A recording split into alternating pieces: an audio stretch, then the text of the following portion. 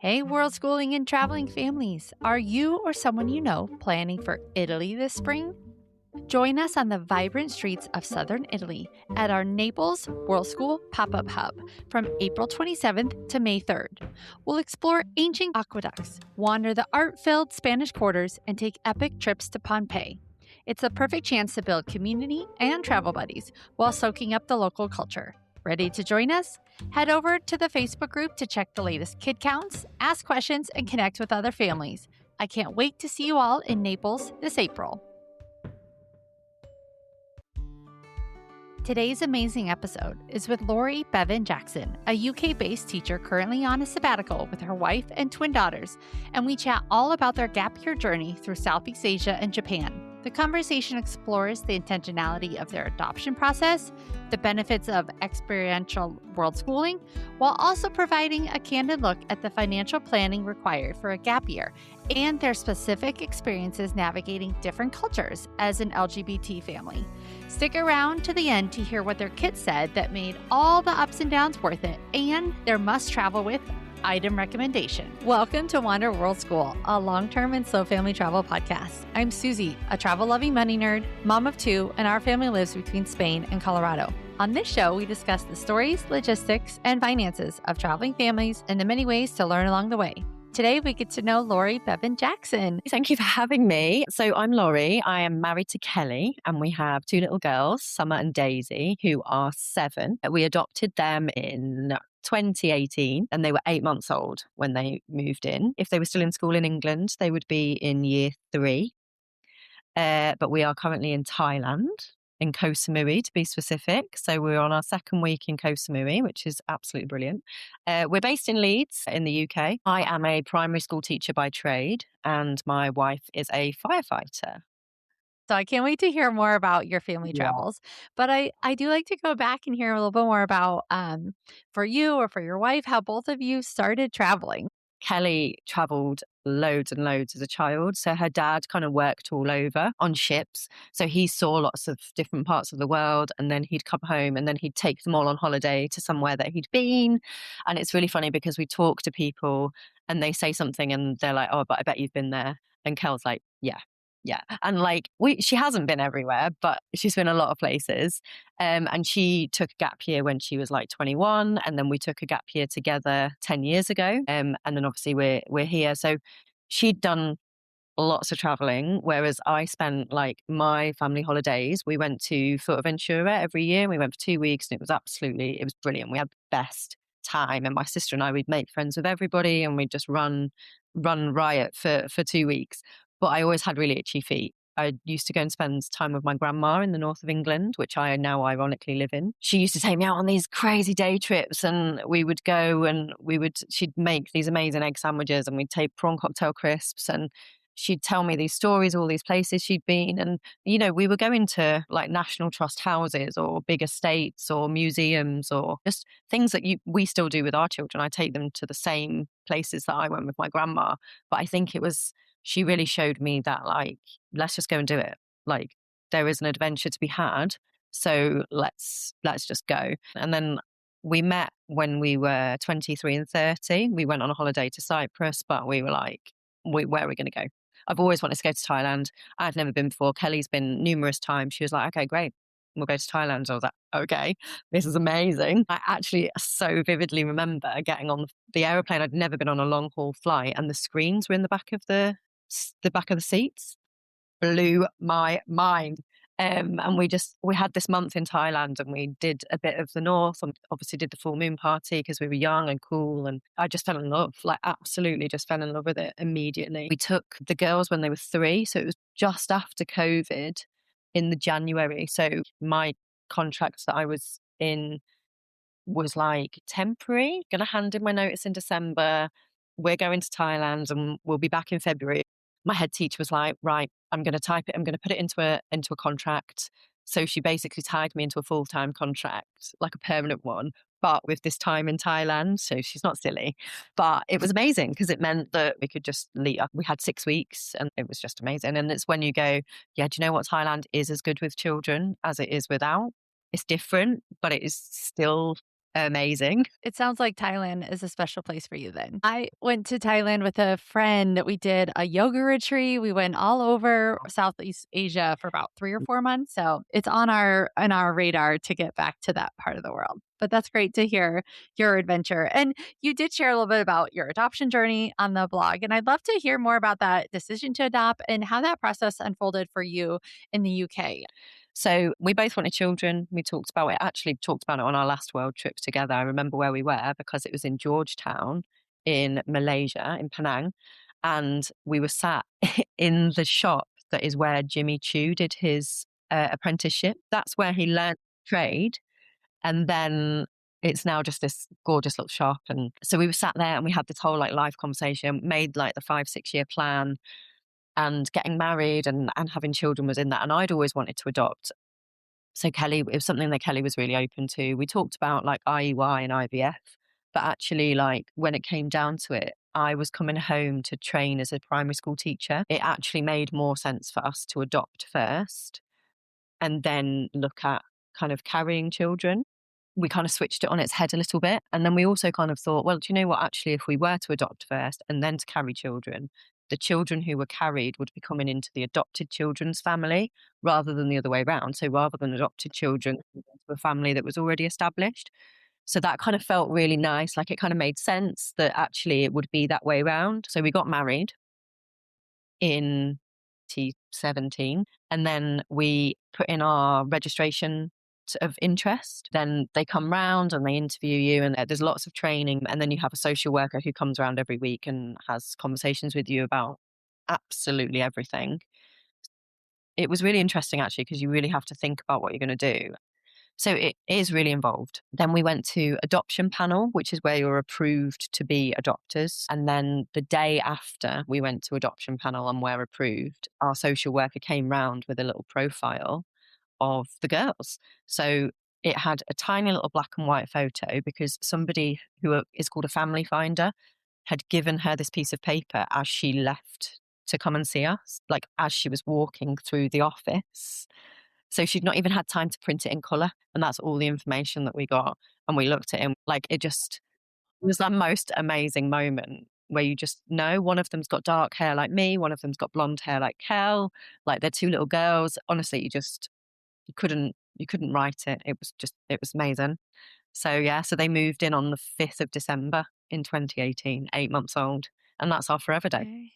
And we just Oh, got I love it. really lucky with how it all fit together because it meant I could have longer off work because we adopted just before the school Christmas holidays. So even though I was still training, work were amazing. We could have I could have longer off. Kelly managed to make it so she had 14 months off with the girls.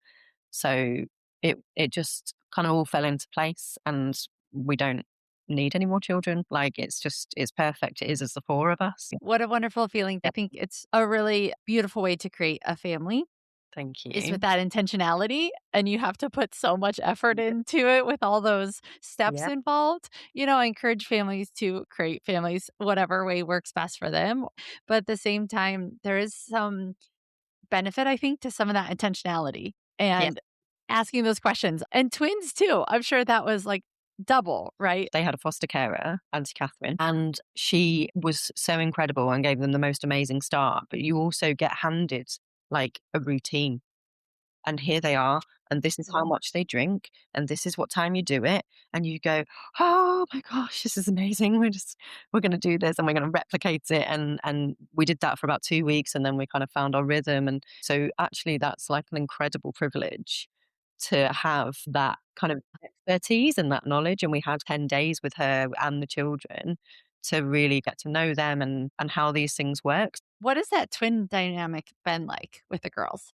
It's really interesting actually, and I think we see it so much as well on being away and traveling because it's the four of us. They're really sweet, they're really helpful with each other, they're really kind, but they also bicker just like siblings. And I think there is that competition more so that you would get with the different ages because they are so similar in kind of where they're at and where their brains are. They both have completely different personalities. So the same situation can cause two totally adverse reactions or kind of experiences, start to see yourself in them as well, don't you? So it's that nature versus nurture thing. So even though it's just nurture, it's like, oh my God, that's me. Oh, that's Kel. Oh, she said that. She sounds like you. She looks like you when she does that. But they generally have a really good dynamic. Obviously, we get to spend all this time with them. We get to show them that having different skills is a really good thing. And Kelly and I are like two halves of a person. So together we actually make a whole person. And the girls are really similar. So where their weaknesses and strengths are kind of complement each other. So they have this confidence to do things, A, because there's the two of them and you put them in a new situation and they'll walk into it holding hands. And then they kind of work together to get through that and to get through adversity. So I think they have an amazing relationship. I love that. I'm guessing it does take some effort as the parent to not lump twins together sometimes. My 2 boys are 2.5 years apart, and I still do it where sometimes I'm like, "Oh, they'll like this." But you realize, no, they are each their own person. They have their own needs, and there's certainly benefits to having similar age or gender or interests, but still some of that independence comes out, and it's the fun part about seeing them grow up too, right? So you've been on some longer family travels. Yeah. I'd love to hear a little more about what that's looked like for your family, which countries you've been to, and how all that unfolded with leaving work in the UK. The question that everybody says, what about the girls? What about school? Can you just take them out of school? Yeah, actually, because we have an elective education system, which nobody realizes. Everybody thinks it's compulsory. Obviously, working in education, I know differently. So it was very much like, this is what we're thinking of doing. And the school could not have wished us better. We'll see you when we see you. And we're really lucky because it's not like that everywhere. I have a sabbatical from work, as does Kelly, in a couple of months' time. There's kind of a conversation to be had with our respective jobs about where we're at and what we're thinking for the next year. So if we were to go back in August, we would both go back to work and we would go back to how everything was and what we were doing. And the girls would probably rejoin football and art class and gymnastics, and we would just slip straight back in. So that's kind of where that plan came from and the initial sort of ideas. So we started in Sri Lanka. We went from Sri Lanka to Nepal. We did a 3-day layover in Bangkok because it was the best flight through to Philippines. Then we did the Philippines to Japan, Japan to Vietnam, and then Vietnam to Thailand. So we were in Vietnam for Christmas and New Year, and we had family and friends come out to see us for that period, and that was really great. Like it was lovely. And sometimes you need that after you've had a really long stretch of just the four of you. And then we met up with a family that we'd met in the Philippines, and we traveled with them for like 3 weeks, which is just amazing because they've got children of a similar age and they all got on really well and we got on really well. And that's obviously why we then plan to meet up again in Thailand. Then we've got to kind of Koh Samui and it's just the four of us.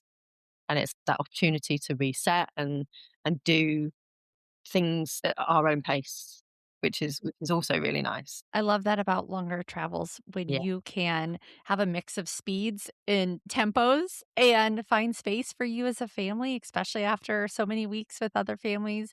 And what do the kids think about traveling? So they don't so much remember when we went to Thailand because they were only 3. So they're like, "Oh, is it going to be like this? Is it going to be like that?" But actually, Sri Lanka's somewhere that Kelly and I neither of I had been.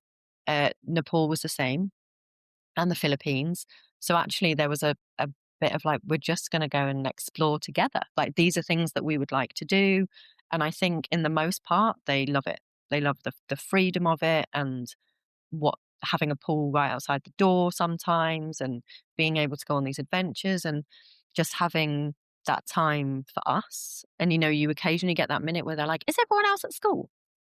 You're like, "Yeah, we're about to go on a water slide." Like, yeah, they are. This is school for you.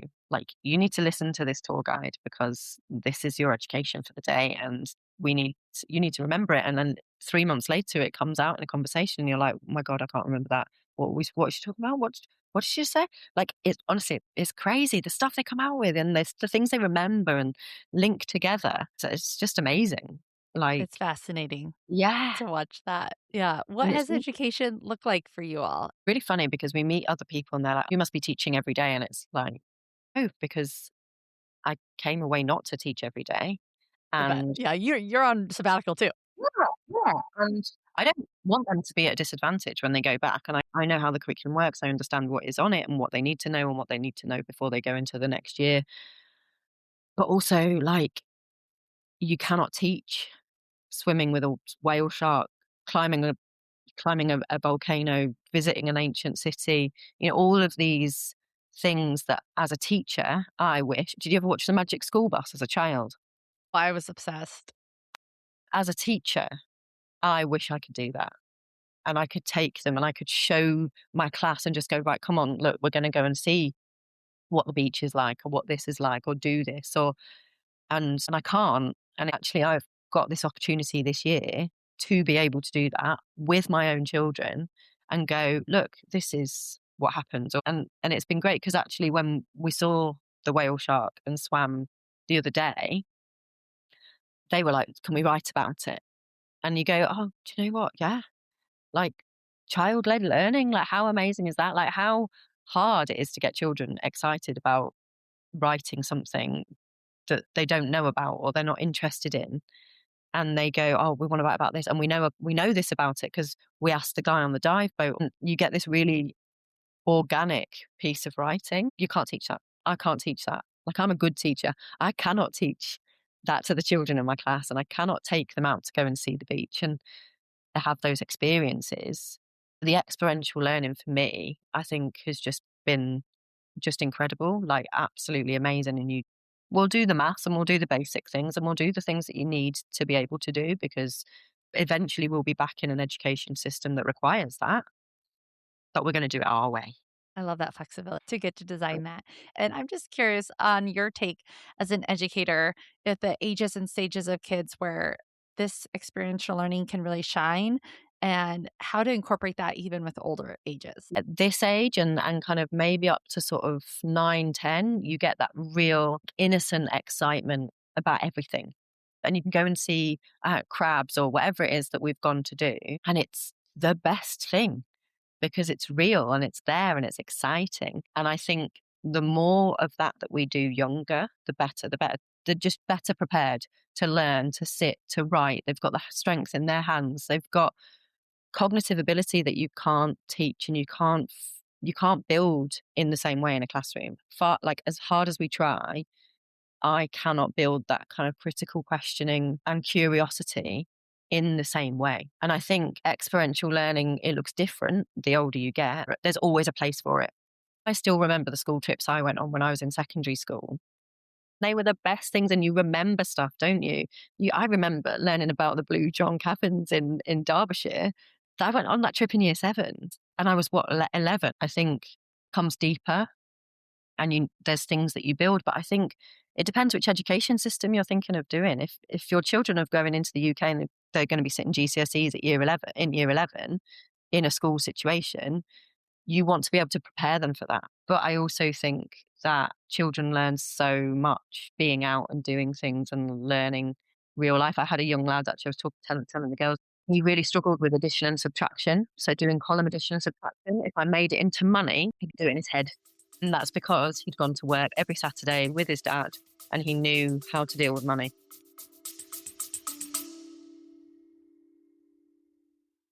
Give your family the ultimate travel tool, the gift of language. Preply's one-on-one native speaking tutors make Worldschooling more immersive and fun, fitting perfectly into your busy travel schedule. Whether you're preparing for Spain or Japan, start talking today. I've been using Preply for years with great success. Use the link in the show notes to get 70% off your first lesson. He needed to connect it to with something that he knew. Yeah. That's fascinating. It's, I think there's a balance. I think it's incredibly important that our children can do things that they need to be able to do in life, financially, in terms of mathematics or English literacy, being able to read, there's so many jobs and we're preparing them for jobs that don't even exist yet. So it's that balance of like experiential learning, screens, how do we use computers? Where does that fit into it? But you still need to be able to write properly and you need to be able to read and it's good because you need to keep the basics ticking over. Learning times tables is invaluable for the rest of your life, if nothing else, to be able to convert currency in a different country. Exactly. you know. And you've had a lot of different currencies. I'm looking at places for Japan in the fall, and I'm like, "Ooh, yen to USD it's like a whole different ballgame." This is it, isn't it? And sometimes it goes to dollars, and then we have to go dollars to pounds. You get used to it. What does a typical day look like now that you have settled down a little bit more into maybe what your typical routine is when you're Mhm. not traveling so fast or traveling with family? We have really lazy mornings. So we wake up when we wake up. We drink copious amounts of tea because we're British. And even though the tea is rubbish, I actually think I'm getting used to it now, which is really terrifying. So then I have a proper tea bag, like Twinings, English breakfast. I'm like, oh, this tastes funny because I'm so used to Yellow Label, Lipton Yellow Label International Blend. I don't know what they put in it. I don't know what I've become, but it's still a cup of tea. That's Um, hilarious. yeah, so we do that. The children, like this, the children have like a little morning drink, so they choose, and we will just chill and chat and colour and go in the pool, and we'll sit and plan some stuff. And there is no where to be, and unless we've got to be up and out somewhere, there isn't really a plan. And actually, that's what we kind of came away for. So we do that. Then we have breakfast, or like, and Kelly and I do like a bit of a workout every day just to keep us moving. And actually, it's been the best thing that we did, and that was great. And the girls sometimes join us; they sometimes don't. It's up to them. It's their time as well, and it's so important that they have choice for that time. Sometimes things can become so structured, can't they? Especially at home when it's like, this is Monday, this is Tuesday, and do you know what? This is your downtime too. Then we do our learning after breakfast, whatever that may be. The other day we were painting whale sharks. We do a bit of maths. We tell the time. Whatever I decide, I might choose something. They might guide that. Daisy wanted to write something the other day where she wrote down how to say hello in all the different countries that we've been to and then draw the flag. And that's what she did. And how wonderful is that? And then we kind of have some lunch, or we head out for lunch. Then we might do kind of an activity. So today we had some lunch here, and then we went down to the beach, and that was it. We spent the afternoon on the beach. We came back, had some dinner. We decided to watch a movie because it's been a bit of a funny day today. And then it's bedtime, and that's the same again tomorrow and the day after. And it's really nice to actually have been able to just slow down. I love that you mentioned finding a rhythm that works for your family, building some exercise and movement, but also giving the girls a chance to decide, how do I want to spend this time? It helps you listen to you and your body and what your needs are. When you're doing it long term, you Yeah. could And take a break. yeah. Would really like to talk a little bit about like which countries and communities that you found to be most welcoming. I feel like there are in the Facebook groups and things, there are LGBT families that are like, where is safe to go? And there's certainly an awareness that comes with our family and how we present and where are we safe, where are we welcomed, and Yeah. wanting to look for those communities while also, I'm sure, balancing a desire to see the world and see places that Mm. are different from what we're used to. I think Kelly and I have always been really aware that the world is not LGBT welcoming everywhere that you go. It's just the way of the world, isn't it? And eventually it'll catch up. I think we've always had that awareness. So, sometimes we just be like, yeah, we're sisters, we're cousins, whatever, we're just friends. You just have to take a deep breath and just roll with it, don't you? But when you have children, it becomes totally different. So actually, the Philippines, Japan, really private. Nobody would really even ask who we were or anything. The Philippines is really apparent that there is an LGBT community wherever you go, even on small, tiny islands, which was really nice, actually. Vietnam, again, Thailand, these places, it's there and it's present and there's a community. It's not just, oh, yeah, we don't mind. There is an actual community in itself. They have clubs or um, groups or places where, people of LGBT would go and I think that's brilliant. And it's easy to find and it's easy to see and there's no questions.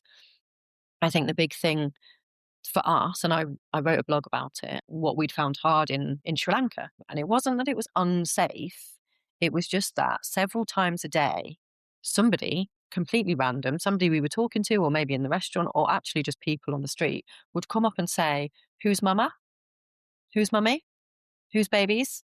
And you'd say, like both of, and they'd go, oh, like, and they'd say Daisy was mine and someone was Kelly, and say, no, like, we're like both of us, because why would we say anything different in front of our children? Absolutely. And they'd be like, what? And they did not get cousins, no cousins, sisters. Like, at one point, I think they asked if Kelly was grandma.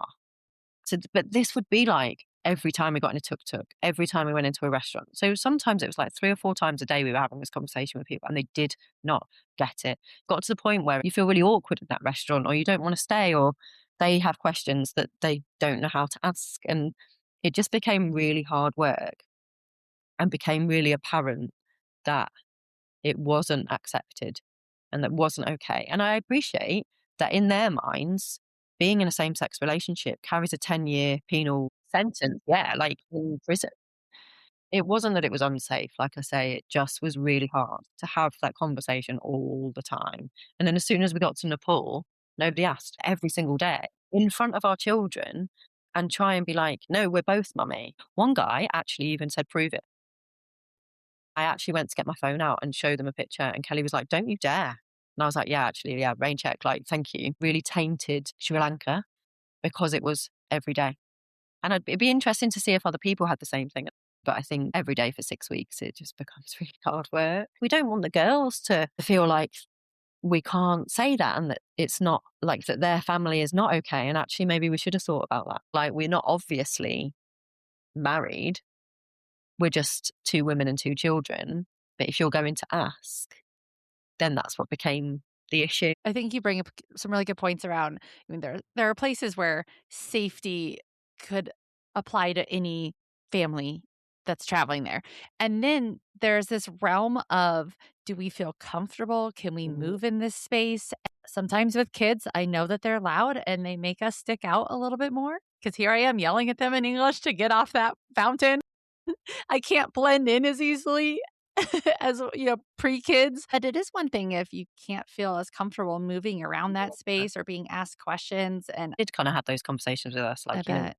it's not like that here. It's different. It's different to home. The culture's different. Well, thank you for sharing. Do you feel like this has shaped your travel plans? And I think we actually went into Nepal quite apprehensive. You would think maybe quite a similar culture, and not at all. We went on a 4-day trek, and we had a guide and 2 Sherpas, and they knew from the offset. I don't, or maybe they'd been told by the guys in the office who we'd spoken to, like, there's 2 mums and 2 kids, like, roll with it. There was no question. We were just accepted as this unit, and then we would talk about, like, our life together and things like that, and they would ask questions. And there's a lot of in Nepal, but there's not a lot of, like, 2 mums and 2 kids going on treks in the Annapurna, Yeah. because there is not. We were the only people with children. That was really interesting, actually, because we kind of went into that apprehensive because of Sri Lanka, and within about 3 days, it was like, "Oh, no, it's chill." I love that. And it was so wonderful. They were so eager to get to know you as a person, what made you tick. Nothing to do with who anybody was. They wanted to talk to the kids. They just wanted to have conversations. And so that was actually really wonderful. I love Nepal. I did some trekking there, and I can't wait to go back. Oh, yeah. People are wonderful. And thanks Mm. for sharing more publicly about you and your family. If there is a family that is maybe not as public on social media, and they like to see other families that look like their family out traveling and just learn from them, like, I appreciate you sharing that, because I know that's not always easy to put that out there. I'd like to touch on the financial and logistical part. You mentioned you're on a gap year, you're on a sabbatical. How have you been funding this travels? It's great that you have jobs to go back to. I think that is peace Yeah. of mind that can really make it so you can enjoy this time. You're not also stressing about later. And that plays a role if people can take time off. But I'd love to hear more about, like, the budget for this trip and how Yeah. that's all worked out. It's been in the 10-year plan, like always, and regularly update that plan. We're gonna go and live in Australia for a year, and that was the plan. And we went on holiday to Thailand, and I was sat in the swimming pool with Kel, and I just said, I don't want to go and work in Australia. Like, I want to travel. I want to take the kids traveling. I don't just want to pick up our life and replicate it somewhere with better weather. We kind of went full circle and came back around. Actually, the girls were adopted. It's so important for them that they have a strong attachment with us. It's so important for them that we have time to make sure all of those foundation blocks are really secure. From that moment, it was like, right, we're going to save. So we're going to save this much every month. And that's the starting point. So we actually started the year with about 50 grand in savings that we'd managed to kind of pull together. And it was that like, right, this is where we start. This is the money we've got. But we also have two houses that we rent. So the house that we were living in, we rented out, and another house that we have that we rent. And then we've got kind of this monthly sort of income. But it basically boils down to £180 a day for the four of us. Since I'm in Spain right now, I'll say that's 246 US dollars, about 200 euros a day. What I'm hearing is that if you can put together a plan of savings, when this is something that is intentional as a family, you can save for many years, setting money aside, renting places out. That all makes it very doable. Going to countries where you can live off of, 6,000 US, maybe 5,400 pounds around that is very doable. We're privileged. I understand that. We both have reliable jobs that were still there during COVID, but we work in the public sector, which has got pros and cons. So I worked 4 days a week. Kelly worked 5 days a week. She actually went up to headquarters and had gone for a promotion. I was working 4 days, but also was doing GCSE kind of maths tutoring and things as well. But also, like, Kelly is amazing with money. She understands how it works, and she is really great at having it in different pots. And we've got a property we can rent out. We've got a house that we own that we can rent out. It's not the same for everybody, but there are ways. Vietnam is so doable on a small budget, even for a family. Like, we are lucky, but also there was sacrifice and there was cunning and making sure that we had that money there that we wanted, that we'd planned, that meant that we could come and do what we wanted to do with children. So yeah, our Vietnam day to day was about £132, but we had some of the accommodation paid for because of like Kel's parents came to see us. Whereas Japan was like £210 a day, and that was without the 2 days in Disney. It kind of evens out, but the original plan was £180 a day. You bring up some really good points about, and I don't know how this is in the UK. There's no one that questions you if you upgrade and get a bigger house or you get a brand new car Yeah. or these things that also cost money. And if that's Yeah. someone's priorities, great, focus on that. But Yeah. if your priority is, I want to take this time off with my family and my children, then there's maybe some more questions about it. Or how is this possible? And it's just about where we want to put our time and our effort and our Mm. money. Yeah, I forget that actually that's where we choose. We shop at Aldi, and everyone's like, "Oh, right, really? Like, I don't think you can get everything." And I'm like, "Well, it's also half the price of a lot of places." So yeah, it's things like that, isn't it? I think we then consciously are like, we're not going to do that this weekend because it's really expensive, or to take the girls for experiences for their birthdays, and they can choose a day, and that's what we would rather spend our money on. I think is what it comes down to. A couple other good points is leaning into whichever partner's like strength is with the money piece, but also that you have jobs that you were able to take sabbaticals from, and you might not know if your company will even allow that if you don't ever ask. And then if they say no, you reassess and maybe look for a different Yeah, opportunity. But I love what you guys are doing with the gap year. There are so many benefits, I think, to yeah. having both parents be present in a year, and I think it would be amazing if every family, whether that is literally a month in the summer, that's fine too, or an entire year, there's just so much benefit that can happen for a family when there's, like, that intentional time off with both parents. It's a really cool way to do it with taking, like, full on gap year. The opportunity is there, isn't it? I speak to so many people who spend £8,000 going on a 2-week holiday in the summer holidays. Go to Thailand. You go to Thailand for a month. And I get it. People are busy, they don't have that holiday. It's just the way that it works, isn't it? We went for a weekend in Centre Parks and it was absolutely brilliant. And I get that can be expensive, but it wasn't. We paid for accommodation. We didn't do any paid activities. We took all our own food, and actually it makes it really affordable. I'd love to hear any challenges or wins. We've talked about a lot of lovely, beautiful things that come with Yeah, traveling. I know there are challenges there are. to it as well. Or if you want to just focus on the wins, that's fine too. It's the planning sometimes, isn't it? When you go, right, this is the plan, and then you look and there's no accommodation. or the bus is not quite at the right time, or the ferry's not. I think it's the adaptability. Family rooms. How many places want all four of you to sleep in one double bed? And I think actually with Thailand this time, it's really surprised us because it's been quite expensive. And I get it is peak season. We've hired a car and that's made things kind of cheaper and easier. And it means we can stay slightly further out. So we're not spending as much. It's maybe been different to how we expected. But I think apart from spending 24 hours with each other, like generally the challenges haven't been too much. And I wrote 2 quotes because I had to put about the family win. So one of the girls said to me the other day, "Mummy, we are literally living other people's dreams," which is just gorgeous, but also like the most middle class thing ever. And when you say, "What's your favorite part about traveling?" One of the girls always says, "My favorite part is us being together all the time." And I just think like we can't give you that if we're not doing this and being together all the time. Those 2 things that you just go, "Oh, okay. Okay, we are doing the right thing." Yes, exactly. Sometimes all it takes is one sentence and it Yeah, I know. You're reinforces like, that, yes, this okay. is the right thing. Yeah. Yes, that's beautiful. Thank you for sharing those quotes. It is helpful to write down. I love writing down what kids' quotes are. Let's pop into a lightning round. Best or worst food you've ever tried?